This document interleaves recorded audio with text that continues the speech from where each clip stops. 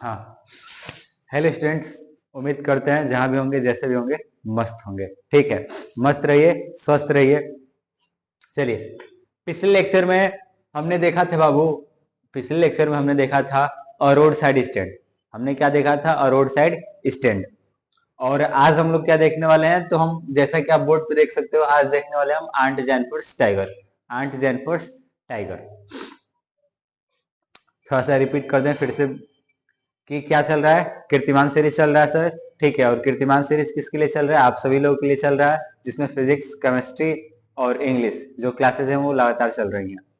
तो तीनों सब्जेक्टों को ध्यान से लगा, मतलब इन तीनों सब्जेक्टों को ही नहीं, बाकी सारे आपके यानी जो पांचों सब्जेक्ट है वो सारे पांचों सब्जेक्ट को क्या करिए, मन लगा के पढ़िए। ठीक है, तो सारे सब्जेक्ट इंपॉर्टेंट है, क्योंकि सारे सब्जेक्ट आपके लिए क्या है, नंबर देते हैं भाई, तो सारे सब्जेक्ट इंपॉर्टेंट है। तो सारे सब्जेक्टों को क्या करना है, सारे सब्जेक्टों को आपको पढ़ना है। तो चलिए शुरू करते हैं। चलिए हम शुरू करते हैं हमारा जो चैप्टर है आंट जैनफोर्ड्स टाइगर। तो बोर्ड पे देखिए सर, हमने लिखा है आंट जैनफोर्ड्स टाइगर। टाइटल का नाम है aunt Jennifer's tiger. Aunt Jennifer's tiger. और यह पोइट्री का कौन सा लास्ट चैप्टर है? कौन सा है? लास्ट चैप्टर, यानी 5 नंबर चैप्टर। आपकी 5 पोइट्री है, तो उस 5 पोइट्री में से लास्ट है आपका आंट जैनफोर्ड्स टाइगर, जिसको लिखा है किसने? एंड्रिन रिच ने। किसने लिखा है बाबू? एंड्रिन रिच ने।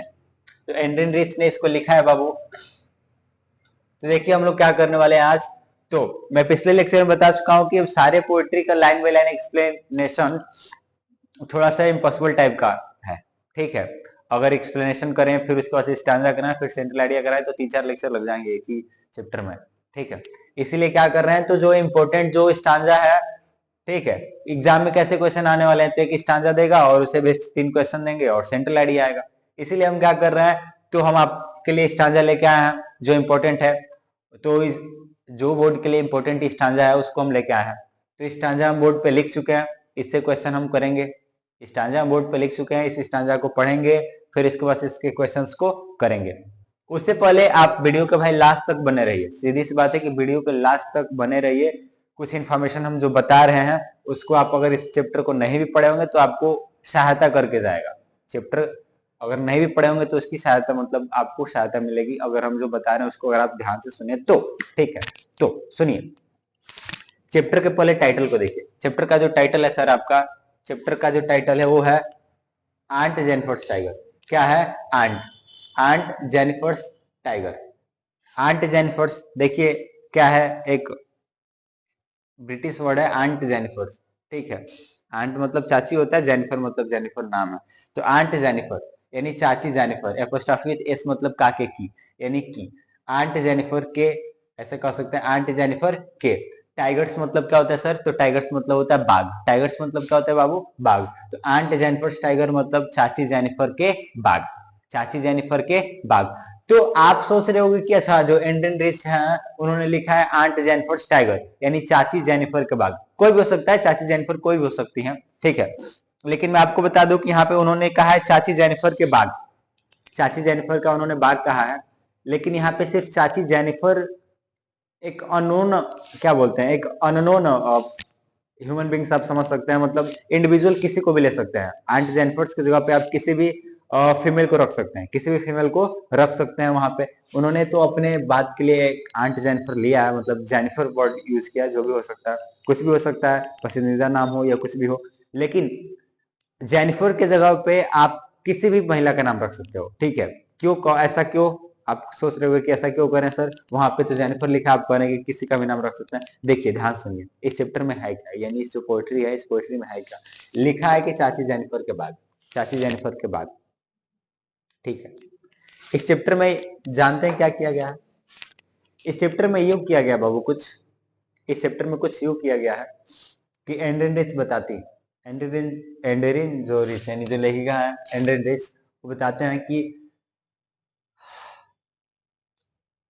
चाची जेनिफर बताते हैं कि जो चाची जेनिफर हैं वो क्या की हैं, तो उन्होंने पर्दों के ऊपर, यानी जो पर्दे होते हैं ना, घर में जो पर्दे लगाए गए होते हैं, उन पर्दों के ऊपर चाची जेनिफर ने क्या किया है? बाघ बनाया है। हाथ से क्या किया है? बाघ बनाया है। और पर्दे पे बाघ बने हुए हैं, ऐसा कुछ भी हो सकता है, जैसे मान लीजिए कि पर्दा है ऐसे लटका, मतलब है हैंग किया गया है, लटकाया गया है, उसके ऊपर उन्होंने बाघ बना दिए हैं, बाघ के सिंबल मतलब चिन्ह बना दिए हैं। अब वो जो पर्दा है ना, हवाओं के साथ क्या होता रहता है, हवाओं के साथ पर्दा क्या होता रहता है, लहराता रहता है।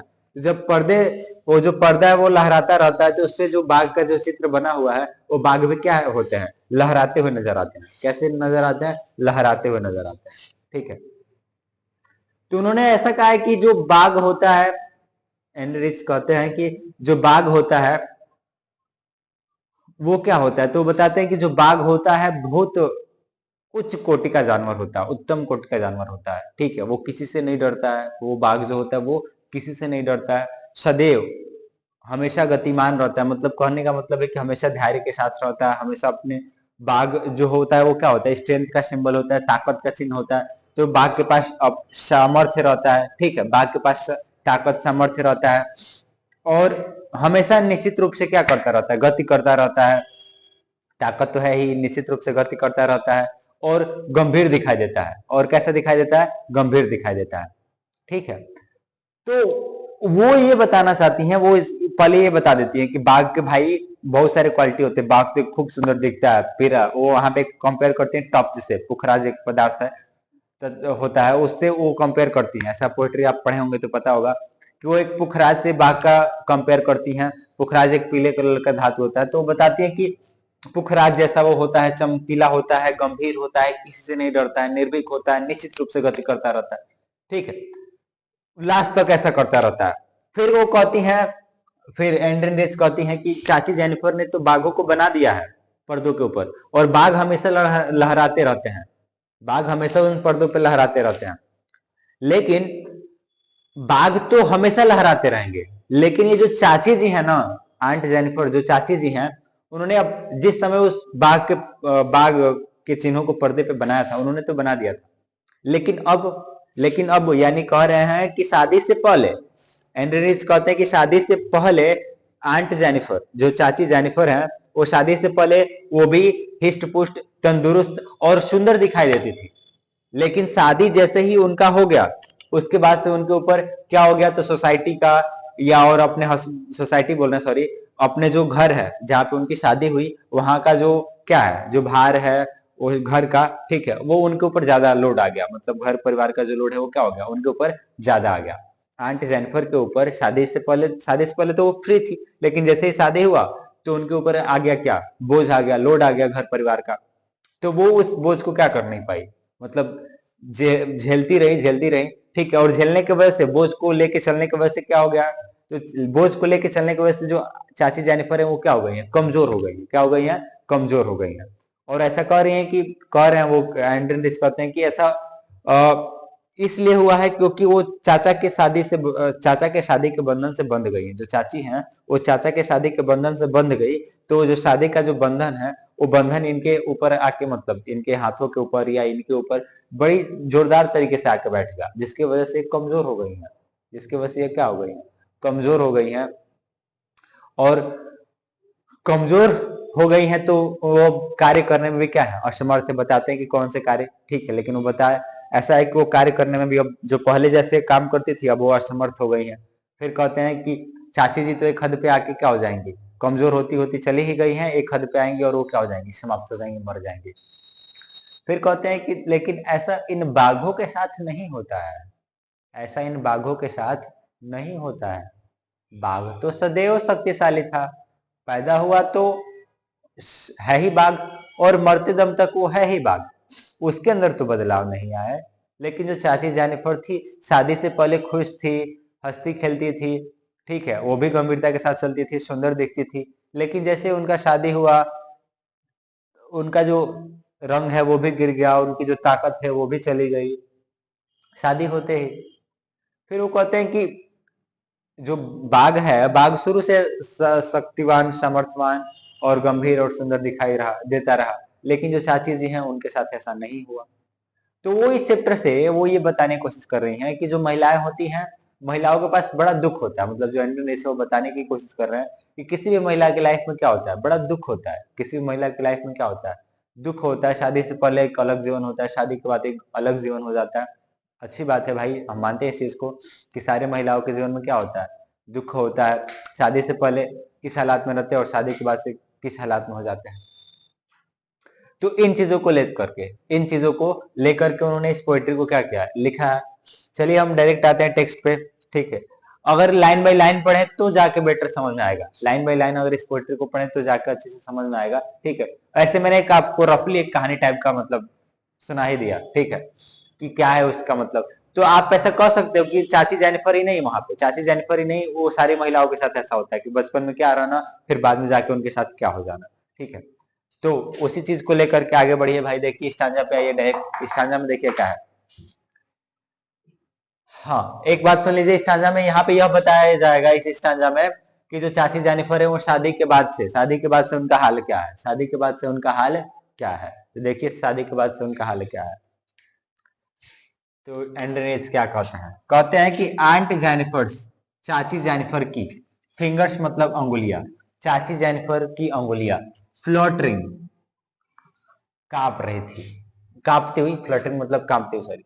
आंट जेनिफर्स फिंगर यानी चाची जेनिफर की अंगुलियां, फ्लटरिंग मतलब कांपते हुए, थ्रू मतलब के मध्य, हर मतलब उनके, उल मतलब उल, ठीक है। तो आंट जेनिफर्स फिंगर, चाची जेनिफर की अंगुलियां फ्लटरिंग कांप रही हैं, थ्रू हर उलन, उनके ऊनों के मध्य, यानी चाची जेनिफर जो है वो कुछ बुनाई कर रही है, मतलब कुछ बुन रही है, ठीक है। क्या कर रही है, कुछ बुन रही है, क्या कर रही है, कुछ बुन रही है। तो वही कह रही है कि मतलब स्वेटर जैसे बुना जाता है ना, वैसे उसकी बात चल रहा है कि चाची जेनिफर की अंगुलियां कांप रही हैं, हर उलन, थ्रू हर उलन, ऊनों के मध्य, यानी ऊन है और ऊनों के मध्य उनकी अंगुलियां क्या हो रही है, ऐसे ऐसे कांप रही है। जैसे मैं ही मार्कर पकड़ू और ऐसे ऐसे मेरा हाथ, मेरा मार्कर क्या करे, कांपे, तो मैं ये बोलूंगा ना कि मेरी अंगुलियां क्या हो रही है, कांप रही है, मेरे शब्दों के बीच, मेरे शब्द जो लिख रहे हैं उसके बीच मेरी अंगुलियां क्या हो रही है, कांप रही है। तो वही कह रहा है कि चाची जेनिफर की अंगुलियां कांप रही हैं, थ्रू हर उलन, ऊनों के मध्य, यानी पहले तो चाची जी ने क्या कर दिया, बाघों को बुन दिया है उस टाइम, और उन्होंने अदम्य साहस के साथ बुना है शादी से पहले। लेकिन अब शादी हो जाने के बाद समस्याओं मतलब भार वजन या घर का जो लोड है वो आ जाने के बाद से उनकी अंगुलियां अब क्या हो रही है, कांप रही हैं। तो वही कह रहे हैं कि चाची जानवर की अंगुलियां कांप रही हैं, थ्रू हर उलन, ऊनों के मध्य। फाइंड इवन, यहां तक की पाना, फाइंड इवन यहां तक की, द एवरी निडल, एवरी मतलब, एवरी निडल मतलब होता है हाथी दांत के बने सुई, एवरी निडल मतलब होता है हाथी दांत, निडल मतलब सुई होता है ना। तो जिसको देखिए स्वेटर को बुनने के लिए, स्वेटर को बुनने के लिए एक इंस्ट्रूमेंट का यूज किया जाता है, जो ऐसे क्या होते हैं, मतलब सुई के जैसे होते हैं, लेकिन वो सुई से थोड़े से मोटे होते हैं और लंबे आकृति के होते हैं, सुई से मोटे होते हैं और लंबे आकृति के होते हैं, जिनको हम लोग क्या बोलते हैं, कंटे बोलते हैं, ठीक है। तो वही कह रहे हैं कि यहां तक कि हाथी दांत के बने निडल यानी कंटे, यहां तक कि हाथी दांत के बने कंटे हार्ड, कठिन महसूस हो रहे हैं, टुपुल मतलब खींचने में, यहां तक कि हाथी दांत के बने जो कंटे हैं उनको खींचने में भी क्या हो रहा है, उनको कठिनाई महसूस हो रहा है, क्या हो रहा है, कठिनाई महसूस हो रहा है। शादी के बाद से चाची जेनिफर की अंगुलियां ऊनों के मध्य कांप रही हैं, ऊनों के मध्य क्या हो रही है, कांप रही हैं, और यहां तक कि जो हाथी दांत के बने जो कंटे हैं उनको भी खींचने में उनको क्या हो रहा है, कठिनाई महसूस हो रहा है। कह यह रही है कि कंटे स्वेटर बुन, जैसे मान लीजिए कि स्वेटर बुन रही है, क्या बुन रही है सब पता नहीं चल रहा है, लेकिन वो कुछ बुन रही है, ऐसा तो उन्होंने कुछ बताया नहीं कि क्या बुन रही है, लेकिन ऐसा कुछ बुन रही है शादी के बाद। अब वो जो बुन रही है ना, तो उनके ऊनों के मध्य उनकी उंगलियां कांप रही हैं, और जो कंटे हैं उनको इधर से उधर करने में, इधर से उधर करने में वो क्या हो रही है, मतलब कंटों को खींचना पड़ रहा है, और कंटों को खींचना पड़ रहा है तो खींचने में भी वो क्या हो रहा है, उनको कठिनाई महसूस हो रहा है। तो वही कह रही है कि चाची जेनिफर की अंगुलियां उनके ऊनों के मध्य कांप रही हैं, और यहाँ तक कि हाथी दांत के बने कंटे भी खींचने में वो क्या है, असमर्थ महसूस हो रही हैं। कहते हैं कि the massive weight, the massive मतलब होता है भारी भरकम, वेट मतलब वजन, द मैसिव वेट भारी भरकम वजन, आंख मतलब का, अंकल्स मतलब चाचा जी के, वेडिंग मतलब शादी के, बांड मतलब बंधन, बांड मतलब क्या होता है, बंधन, the massive weight of uncle's wedding band, the massive weight भारी भरकम वजन, आफ मतलब का, अंकल्स मतलब चाचा जी के, वेडिंग मतलब शादी का, बांड मतलब बंधन का। तो चाचा जी के शादी का भारी भरकम बंधन, यानी चाचा जी के शादी का भारी भरकम बंधन, चाचा जी का शादी का भारी भरकम बंधन, ठीक है। सिक्स बैठता है, हैवली मतलब जोरदार तरीके से, अपॉन मतलब के ऊपर, आंट जेनिफर मतलब चाची जेनिफर के, हैंड मतलब हाथों के ऊपर। तो चाचा जी के शादी का, चाचा जी के शादी का भारी भरकम चाचा जी के शादी का भारी भरकम बंधन का वजन, ठीक है, क्या हो चुका है, तो सिट्स हैवली, जोरदार तरीके से बैठ चुका है अपॉन आंट जेनिफर्स हैंड, चाची जेनिफर के हाथों के ऊपर। यानी कह रही है कि यहाँ पे इस प्रश्न का उत्तर दिया जा रहा है कि चाची जेनिफर की अंगुलियां क्यों कांप रही थी। तो चाची जेनिफर की अंगुलियां इसलिए कांप रही थी क्योंकि चाचा जी के क्योंकि चाचा जी के शादी का बंधन, चाचा जी के शादी का बंधन, बंधन का भारी भरकम वजन, ऐसा कहेंगे, आप ऐसा लिख ही लो। चाचा चाचा चाचा चाचा जी के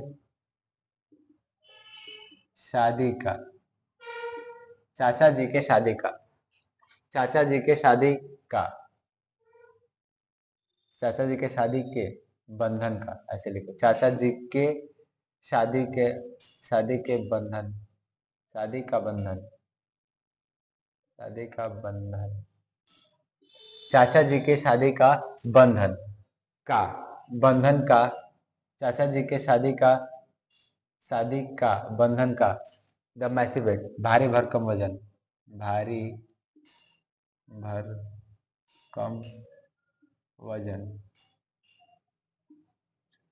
चाचा जी के शादी का, शादी के बंधन का भारी भरकम वजन, शादी के, ऐसे बोलेंगे ना, चाचा जी के शादी के बंधन का भारी भरकम वजन, यानी जो चाचा जी के जो शादी का जो बंधन है, चाचा जी के शादी का जो बंधन है वो भारी भरकम है, उसका वजन क्या है, भारी भरकम है। यानी जो बंधन है, जैसे एक दूसरे से जो जुड़े ना, जैसे शादी हुआ तो बंधन से जुड़े हम लोग, और वो जो बंधन है वो क्या है, उसको वहां पे रिप्रेजेंट किया कि द मैसिव वेट, वो भारी भरकम वजन है, ठीक है। वही कह रहे हैं कि चाचा जी के शादी का बंधन का भारी भरकम वजन सिट्स हैवली, जोरदार तरीके से बैठ चुका है अपॉन आंट जेनिफर्स हैंड, चाची जेनिफर के हाथों के ऊपर।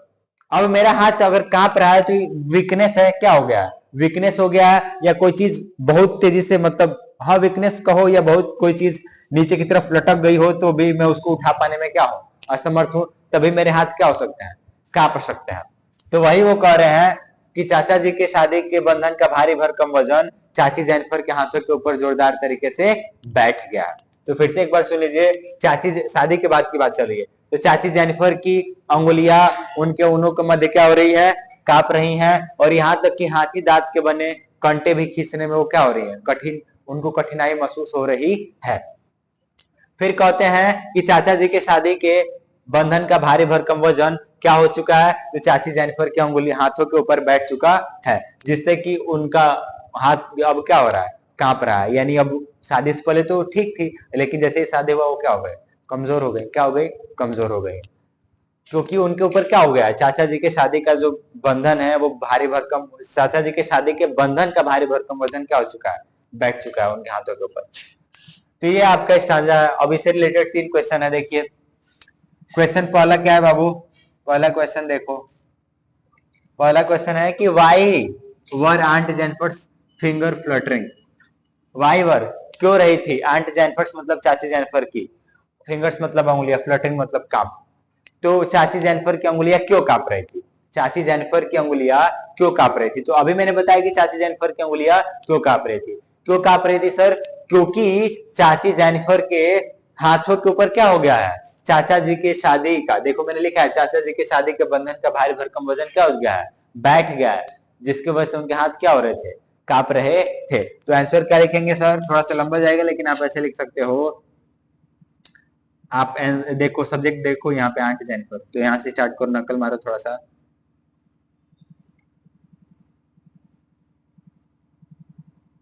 Aunt Jennifer's fingers, aunt Jennifer's finger were fluttering,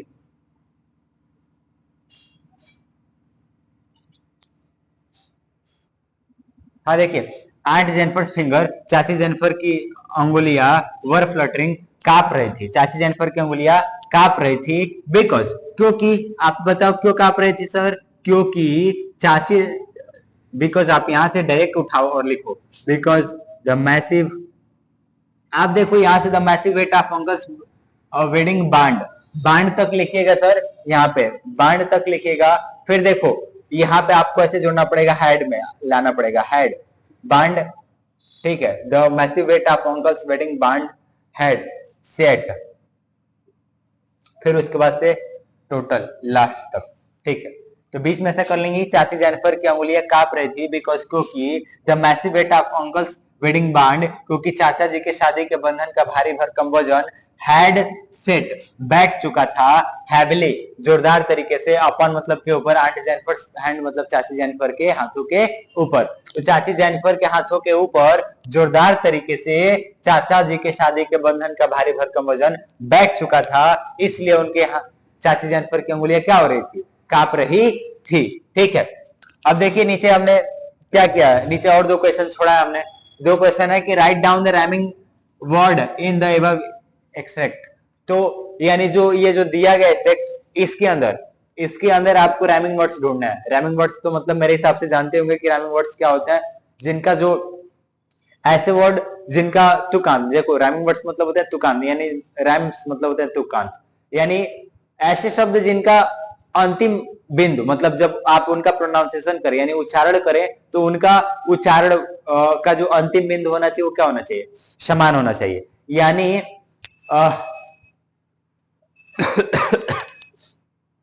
यानी मैं यह कह रहा हूं कि राइमिंग वर्ड्स मतलब ऐसे शब्द होने चाहिए, आपके पास दो ऐसे शब्द होने चाहिए जिनके उच्चारण का अंतिम शब्द या अंतिम, हाँ वही उच्चारण का अंतिम मतलब क्या बोलते हैं तुक्का, वो क्या होना चाहिए, एक समान होना चाहिए। जैसे क्या बोले, इसमें है वैसा रूल, लेकिन वैसे आपको बताते हैं, इसको साफ कर देते हैं, यहाँ लिख देते हैं।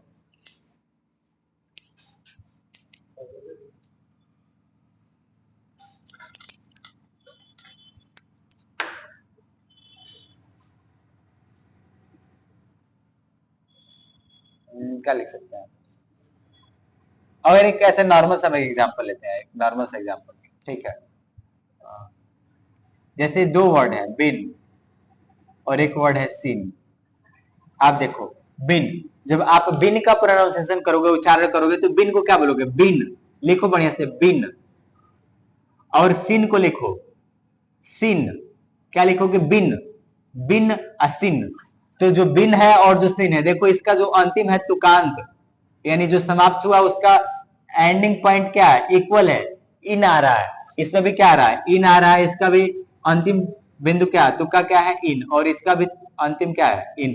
तो ये जो दोनों हैं एक दूसरे के क्या है, राइमिंग वर्ड्स है। तो आप ऐसा देखो इसमें कि ऐसा कौन से दो वर्ड है जिनका अंतिम यानी तुकांत क्या है, एक समान है। अब देख लो कि क्या है, उलन, उल है, पुल है, बांड है, हैंड है, ठीक है। तो देख लीजिए कि क्या है, अपन है, ऐसा मतलब ढूंढिएगा इसमें से कि कौन सा क्या है तुकांत वाले वर्ड है, राइमिंग स्कीम वाले जो वर्ड है, ठीक है। तो उसको लिख लीजिएगा, ये आपका होमवर्क है। फिर और ये नीचे वाला भी जो क्वेश्चन है वो आपका भी क्या है, आपका क्या है, होमवर्क ही है। नीचे वाला क्वेश्चन भी क्या है आपका, आपके लिए होमवर्क है बाबू। तो इन दो क्वेश्चंस को कर लीजिएगा, देख लीजिए। फिर इसके बाद हम बोर्ड पे क्या कर देना है, इस चैप्टर का सेंट्रल आइडिया लिख दे रहे हैं, ठीक है। और सेंट्रल आइडिया आप लोग क्या कर लीजिएगा, नोट कर लीजिएगा, ठीक है बाबू। हाँ देखिए बाबू, बोर्ड पे लिख दिया हम सेंट्रल आइडिया, ठीक है। आप क्या करिएगा बाबू, तो इस सेंट्रल आइडिया को लिख लीजिएगा, ठीक है। सेंट्रल आइडिया मस्त है, छोटा सा है, आसान सा है, ठीक है।